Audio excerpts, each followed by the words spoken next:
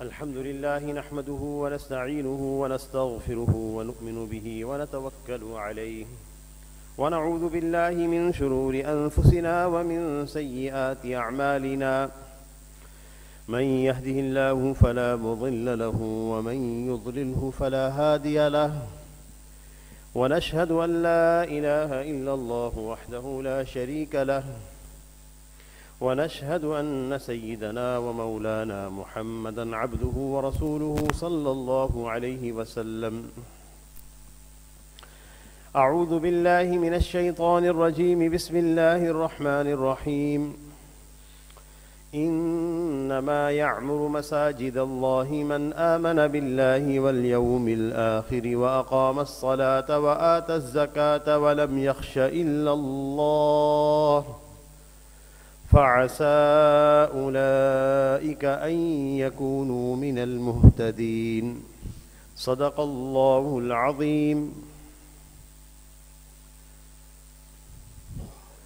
اللہ رب العزت نے دنیا کے اندر اپنی عبادت کے لیے مساجد کو مقرر فرمایا ہے. اس لیے دنیائے عالم میں سب سے پہلا گھر جو تعمیر کیا گیا ہے وہ مسجد ہے. ان اول بیت وضع للناس للذی ببکۃ مبارکا وہدی للعالمین. سب سے پہلا گھر جو لوگوں کی عبادت کے لیے بنایا گیا ہے وہ اس شہر مکہ میں ہے. اور بیت اللہ ایسی جگہ ہے جو برکت والی بھی ہے اور سارے عالم کے لیے ہدایت بھی ہے.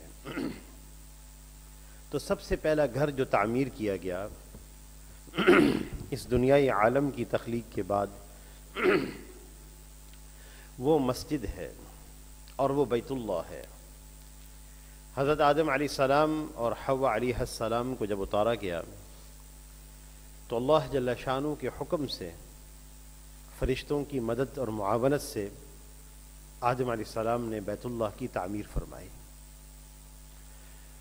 اور جب نوح علیہ السلام کا ان کے زمانے میں پانی کا طوفان آیا، عذاب آیا، تو بیت اللہ کو اٹھا لیا گیا، لیکن اس کی قواعد، اس کی بنیادیں باقی رہیں.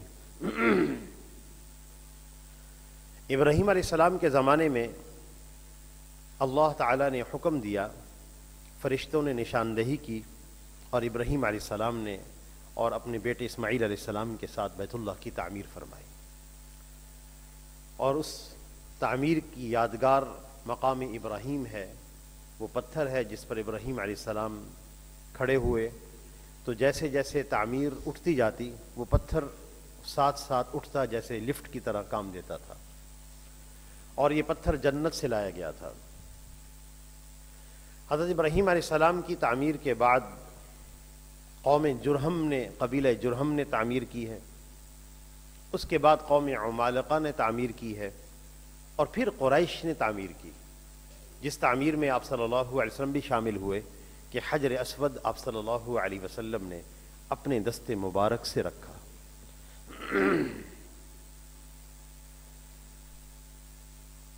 قریش نے جو تعمیر کی ہے وہ تعمیر سابقہ تعمیر سے تھوڑی مختلف تھی. حطیم کو انہوں نے داخل نہیں کیا بیت اللہ میں، حطیم کو باہر کر دیا، حالانکہ حطیم بیت اللہ کا حصہ ہے. اور اسی طرح بنائے ابراہیمی میں بیت اللہ کے دو دروازے تھے، ایک مشرق کی طرف، ایک مغرب کی طرف. اور دونوں دروازے، اور بیت اللہ زمین کے ساتھ تھا، ملا ہوا تھا. لوگ مشرق سے داخل ہوتے، مغرب سے باہر نکل جاتے. لیکن قریش نے اس کی تعمیر کو اونچا کر دیا اور مغربی دروازے کو بند کر دیا، اور ایک ہی دروازہ رکھا اور اونچا رکھا کہ جس کو ہم چاہیں اس کو ہم بیت اللہ میں داخل کر سکیں. آپ صلی اللہ علیہ وسلم نے حضرت عائشہ رضی اللہ تعالی عنہا سے فرمایا تھا کہ اگر تیری قوم کے وہ بعض نو مسلم ناواقف مسلمانوں کا مجھے اندیشہ نہ ہوتا کہ وہ غلط فہمی میں مبتلا ہو جائیں گے تو میں اس تعمیر کو ایسے ہی کر دیتا جیسے تعمیر ابراہیمی تھی علیہ السلام. عبداللہ بن زبیر رضی اللہ تعالیٰ عنہ جب گورنر بنے مکۃ المکرمہ کے، تو انہوں نے یہ چونکہ حدیث حضرت عائشہ رضی اللہ تعالی عنہا سے سن رکھی تھی، تو انہوں نے اس کو بنائے ابراہیمی پہ لوٹا دیا، حتیم کو داخل کیا اور بیت اللہ کے 2 دروازے رکھے، مشرق اور مغربی جانب، اور بیت اللہ کو زمین کے ساتھ ملا دیا۔ حجاج بن یوسف نے جب قبضہ کیا تو حجاج نے اس ذہن سے کہ لوگ عبداللہ بن زبیر کی تعریف کیا کریں گے کہ انہوں نے بیت اللہ کی تعمیر کی ہے، تو حجاج نے پھر اسی طرح تعمیر کو لوٹا دیا، حتیم کو باہر نکالا، بیت اللہ کا ایک دروازہ رکھا اور مغربی جانب کا دروازہ بند کر دیا۔ بعد میں بادشاہوں نے ارادہ کیا، جو بعد کے بادشاہ بنے، کہ ہم بیت اللہ کو اس طرح بنا دیں جیسے حضور صلی اللہ علیہ وسلم کی چاہت تھی۔ تو امام مالک بن انس رضی اللہ تعالیٰ عنہ نے فتویٰ دیا کہ اب اس کی تعمیر میں کوئی تبدیلی نہ کی جائے، کیونکہ بیت اللہ بادشاہوں کے ہاتھ میں کھلونا بن جائے گا۔ وہ کوئی بادشاہ یہ چاہے گا کہ اس کو یوں بنایا جائے اور دوسرا بادشاہ یوں چاہے گا کہ اس کو یوں بنایا جائے، تو یہ کھلونا بن جائے گا۔ اس لیے امام مالک رحمۃ اللہ علیہ نے فتویٰ دیا کہ اب بیت اللہ میں کسی قسم کا تغیر اور تبدل نہ کیا جائے۔ لہذا اب جو تعمیر موجود ہے ہمارے سامنے، بنیادی تعمیر حجاج ابن یوسف کی ہے، باقی اس میں کوئی کمی شکستگی یا ریختگی ہوتی رہتی ہے، وہ حکومت بناتی رہتی ہے۔ تو ان اول بیت وضع للناس للذی ببکۃ مبارکا، سب سے پہلا گھر جو بنایا گیا وہ مسجد تھی، اور مسجد کے بارے میں اللہ کا یہ حکم ہے، فی بیوت اذن اللہ ان ترفع، مساجد وہ جگہ ہیں جس کے بارے میں اللہ نے یہ حکم دیا ہے کہ ان کی اہمیت اور مقام کو بلند کیا جائے، ان کی عظمت کی جائے۔ اسی وجہ سے فقہاء نے لکھا ہے کہ بیت اللہ، مسجد حرام اور مسجد اقصی، بیت اللہ، مسجد حرام، مسجد نبوی اور مسجد اقصی اور دنیا کی تمام مساجد ادب کے اعتبار سے برابر ہے، کوئی فرق نہیں ہے کسی مسجد کے ادب کے بارے میں اور مسجد حرام یا مسجد نبوی شریف یا مسجد اقصی کے بارے میں، سب مساوی ہیں۔ ہاں، فضیلت کے اعتبار سے فرق ہے کہ مسجد حرم میں نماز پڑھنے والے کو 1,00,000 نمازوں کا اجر دیا جاتا ہے، اور مسجد نبوی شریف میں نماز پڑھنے والے کو 50,000 نمازوں کا اجر دیا جاتا ہے، اور مسجد اقصی بیت المقدس میں نماز پڑھنے والوں کا اجر 1,000 نمازوں کے برابر ہے۔ فی بیوت اذن اللہ ان ترفع، مساجد تو وہ ہیں جن کے بارے میں اللہ نے یہ حکم دیا ہے کہ ان کی اہمیت، ان کے مقام اور مرتبہ میں اضافہ کرو، ویذکر فیہا اسمہ، اور اس میں اللہ کا نام لیا جائے، یسبح لہ فیہا بالغدو والآصال رجال، اس میں صبح شام وہ لوگ تسبیح کرتے ہیں، نمازیں پڑھتے ہیں، ان کی تعریف کی گئی ہے۔ لا تلہیہم تجارۃ ولا بیع عن ذکر اللہ، جن کو تجارت یا خرید و فروخت اللہ کے ذکر سے نہیں روکتی، وہ لوگ مساجد کی طرف آتے ہیں۔ آپ صلی اللہ علیہ وسلم نے ہجرت فرما کر جب آپ تشریف لائے تو سب سے پہلے مسجد کا قیام فرمایا۔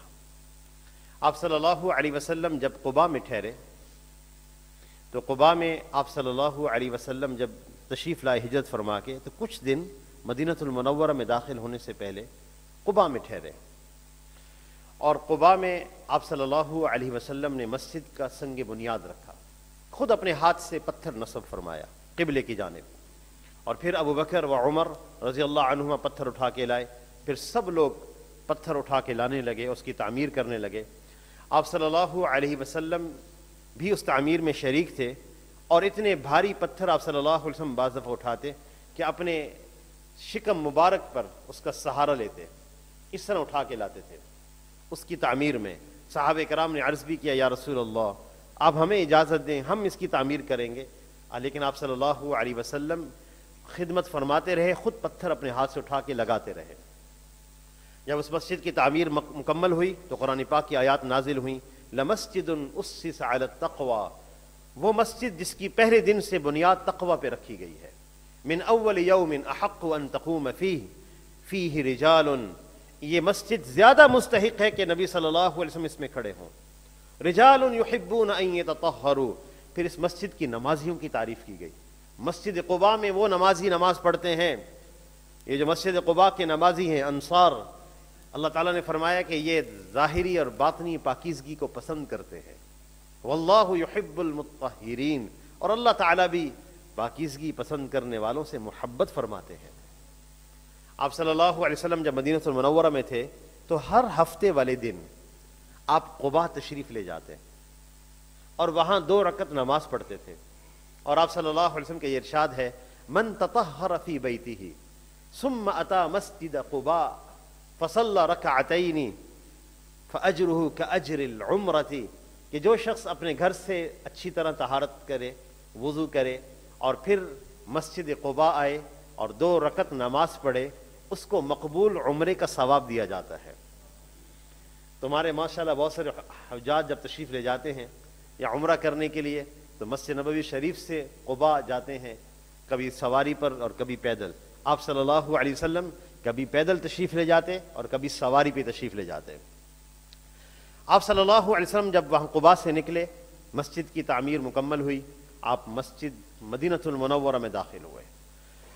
مدینہ المنورہ میں نبی صلی اللہ علیہ وسلم کی عجیب شان تھی داخل ہونے کی، اور ایک مجمع بچیوں کا اشعار پڑھ رہا تھا، طلع البدر علینا من ثنیات الوداع. ایک عجیب منظر تھا مدینہ المنورہ میں. حضرت انس رضی اللہ تعالیٰ عنہ فرماتے ہیں کہ آپ صلی اللہ علیہ وسلم جب مدینہ المنورہ میں داخل ہوئے تو پورے مدینہ کا ذرہ ذرہ روشن ہو گیا، اور سب کی خواہش تھی کہ ہمارے نبی صلی اللہ علیہ وسلم ہمارے گھر آ جائیں، ہمارے گھر اتریں، ہمارے گھر قیام کریں.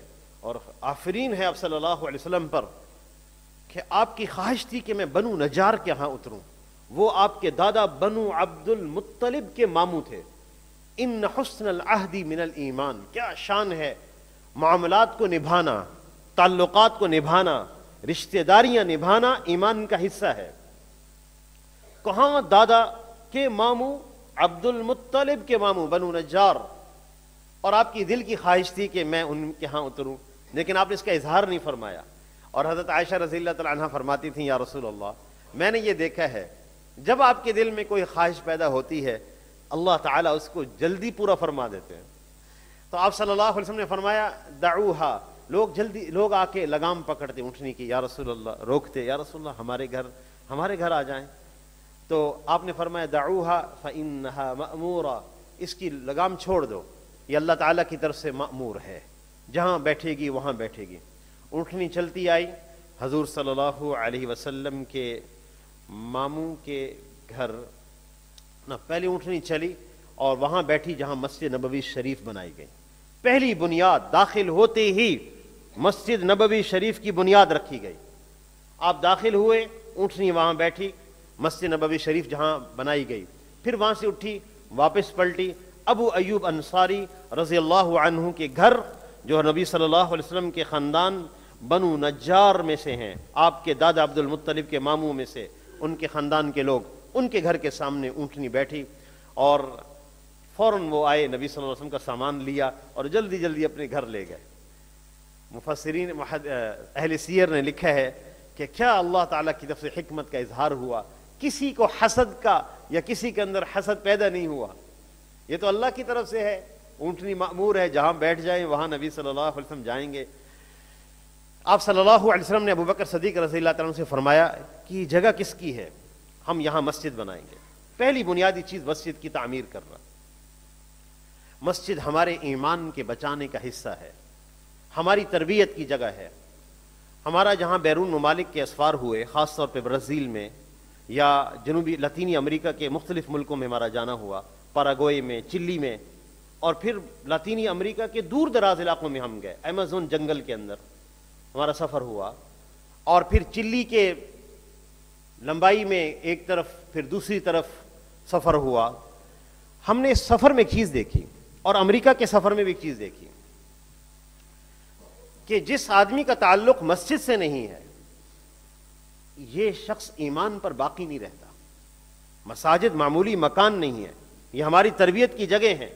ہمارا یہاں تھوڑی دیر کے لیے بیٹھنا نماز کے انتظار میں معمولی نہیں ہے. اللہ کے ہاں اس کی بڑی قدر و قیمت ہے.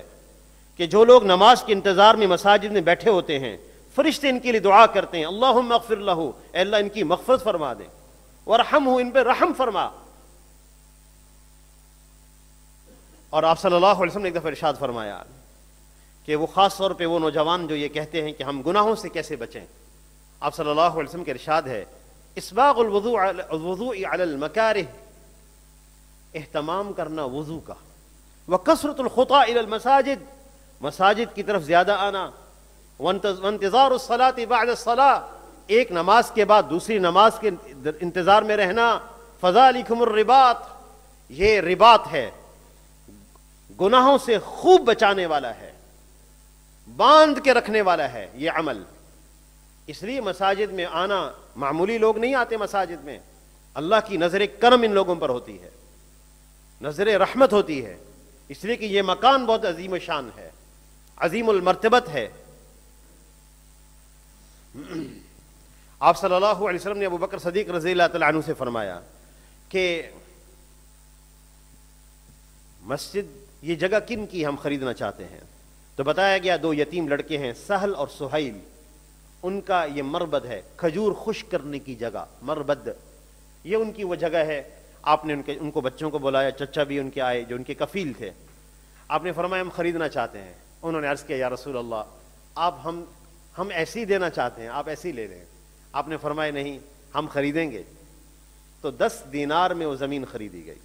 آپ صلی اللہ علیہ وسلم نے فرمایا کچی اینٹیں بنائی جائیں، کچی اینٹیں بنائی جانے لگیں، اور کچی اینٹوں کی دیواریں کھڑی کی گئیں، اور اس میں ستون لگائے گئے کھجور کے خشک تنوں کے، اور اس کے اوپر گھاس اور اس کے اوپر کھجور کی شاخیں ڈالی گئیں۔ اچھا، اس تعمیر میں نبی صلی اللہ علیہ وسلم خود بہت زیادہ اینٹیں اٹھاتے تھے۔ ایک دفعہ جب دوسری دفعہ تعمیر ہوئی مسجد نبوی شریف کی توسیع کی، تو آپ صلی اللہ علیہ وسلم نے اتنی اینٹیں اٹھائی ہوئی تھی کہ اپنے سینے سے سہارا دیا ہوا تھا۔ ابو ہریرہ رضی اللہ تعالیٰ عنہ نے کہا یا رسول اللہ آپ ہمیں اجازت دے دیں، ہم اینٹیں رکھیں گے۔ آپ نے فرمایا خذوا عن الغیر یا ابا ہریرہ اللہم لا عیش الا عیش الآخرہ، کسی اور سے جا کے لے لو، یاد رکھو اے ابو ہریرہ زندگی جو ہے وہ آخرت کی زندگی ہے۔ آپ خود اپنی تعمیر کے اندر مشغول ہیں۔ اچھا، بعض ایک صحابی تھے عثمان بن مظعون رضی اللہ عنہ، جب وہ اینٹ اٹھاتے تھے تو یوں اٹھاتے تھے ایسے کہ کپڑوں کو نہ لگ جائے، کپڑے نہ میلے ہو جائے۔ تو حضرت علی کرم اللہ وجہ ان کو دیکھتے تو یہ شعر پڑھتے مزاح کے طور پہ، وَيَرَى مَنِ التُّرَابِ حَائِدًا، اور وہ لوگ جو اینٹیں اٹھاتے ہیں ان کے کپڑے خاک آلود ہو گئے، اور جو اپنے کپڑے بچاتے پھر رہے ہیں، یہ دونوں برابر نہیں ہو سکتے۔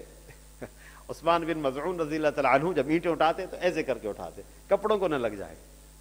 تو مسجد نبوی کی تعمیر کی گئی، اسلام کی سب سے پہلی مسجد۔ 3 دروازے رکھے گئے، ایک قبلے کی جانب، ایک باب الرحمہ، ایک باب جبرائیل جو آج بھی موجود ہے اس مقام پر۔ باب جبرائیل یہ وہی دروازہ ہے جو آپ صلی اللہ علیہ وسلم نے وہ دروازہ رکھوایا تھا۔ حضرت جبرائیل علیہ السلام اسی دروازے سے آتے جاتے تھے آپ صلی اللہ علیہ وسلم سے ملاقات کے لیے۔ اللہ اکبر۔ تو سب سے پہلی تعمیر مسجد نبوی شریف کی۔ مساجد کو گرانا یا مساجد کی تخریب کرنا، اس کی بے آبادی کرنا، اس کو نقصان پہنچانا، اس کے بارے میں اللہ کا کیا حکم ہے؟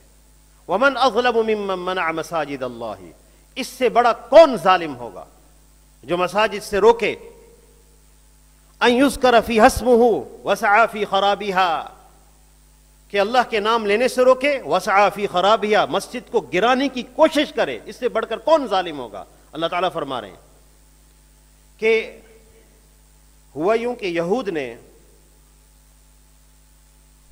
جب حضرت یحییٰ علیہ السلام کو شہید کیا تو نصارہ نے بدلہ لینے کے لیے حملہ کیا مسجد اقصیٰ پر، اور مسجد اقصیٰ کو ویران کر دیا، مسجد اقصیٰ کو تباہ کیا یہ نصارہ نے، اور اس میں خنزیر ڈالے، خون ڈالا، اور یہ مسجد پھر ویران ہی رہی، آپ صلی اللہ علیہ وسلم کے زمانے تک ویران رہی، یہاں تک کہ حضرت عمر رضی اللہ تعالیٰ عنہ نے دوبارہ اس مسجد کی اپنی زمانہ خلافت میں تزئین و آرائش اور تعمیر کی ہے۔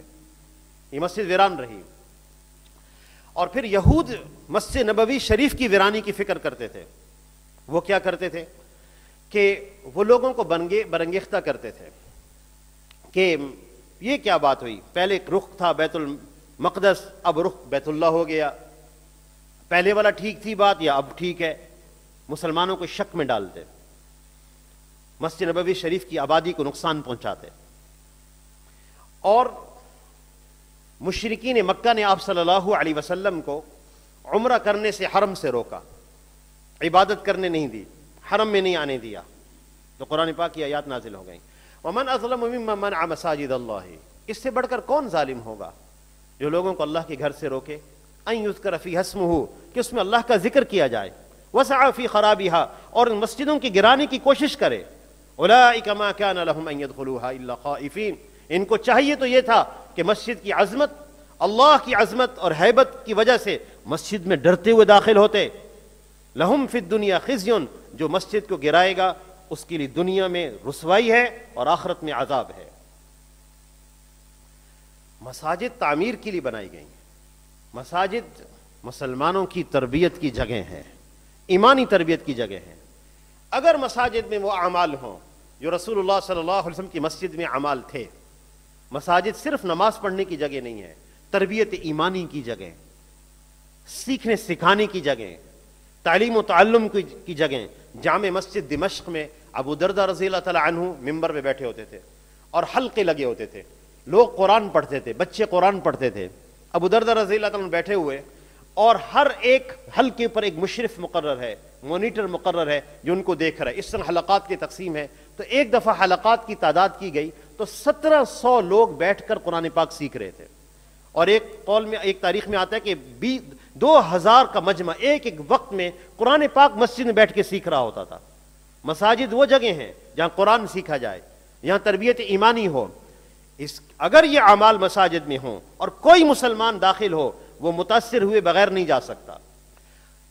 بخاری شریف کی روایت ہے، آپ صلی اللہ علیہ وسلم نے ایک دفعہ نجد کی جانب ایک لشکر بھیجا، وہاں کے ایک سردار تھے، ان کا نام تھا ثمامہ بن اثال، وہ ان کو پکڑ کے لے آئے مسجد میں، مسجد نبوی کے ستون کے ساتھ باندھ دیے۔ وہ شکار کھیل رہے تھے، صحابہ کرام کے ہاتھ لگ گئے، لے آئے پکڑ کر، مسجد نبوی کے ستون کے ساتھ باندھ دیا۔ آپ صلی اللہ علیہ وسلم تشریف لائے، آپ نے ان سے پوچھا کیف عندک یا ثمامہ، آپ کا کیا حال ہے، یا آپ کے پاس کیا ہے، خیریت ہے؟ کیف عندک یا ثمامہ، انہوں نے کہا عندی خیر، میرے پاس خیر ہی خیر ہے۔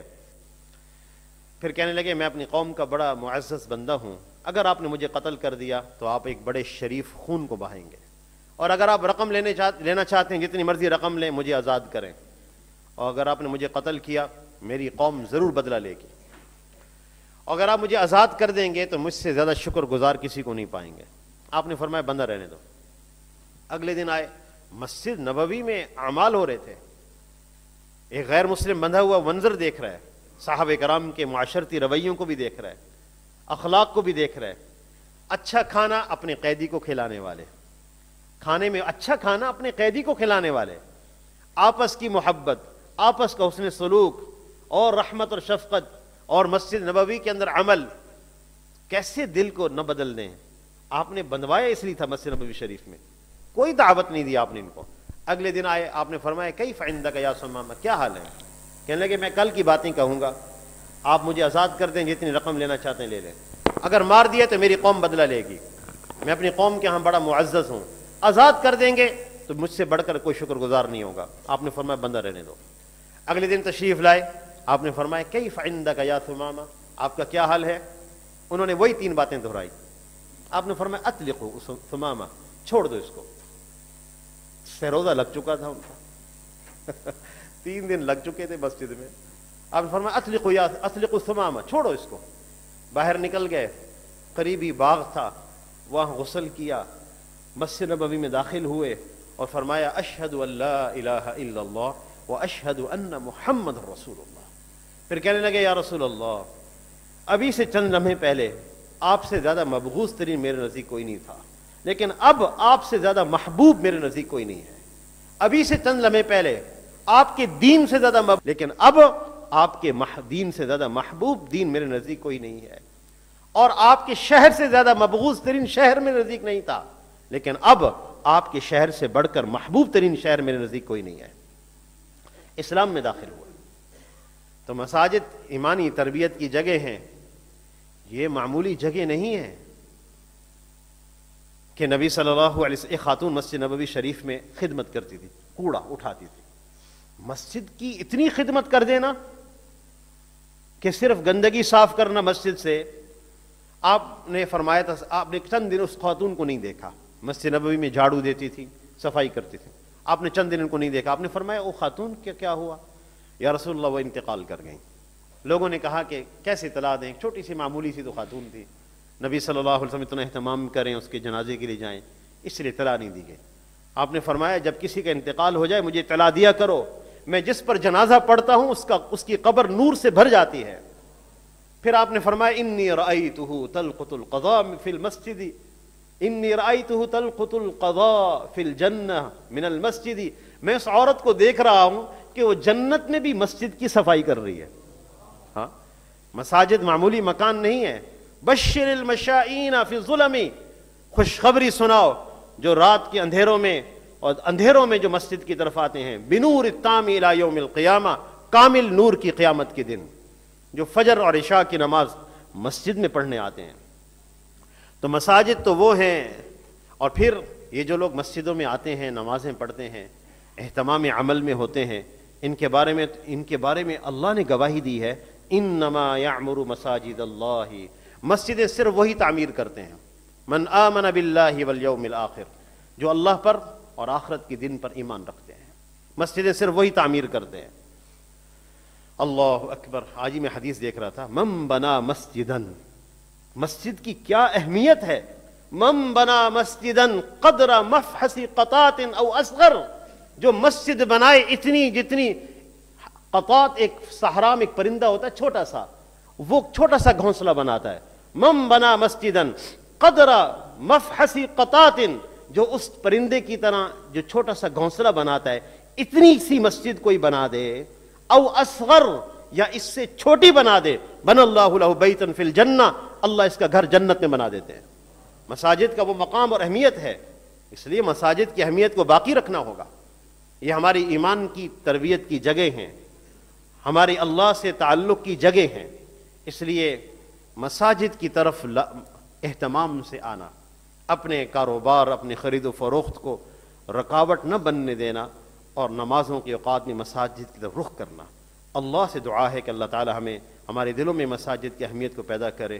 وآخر دعوانا ان الحمد للہ رب العالمین.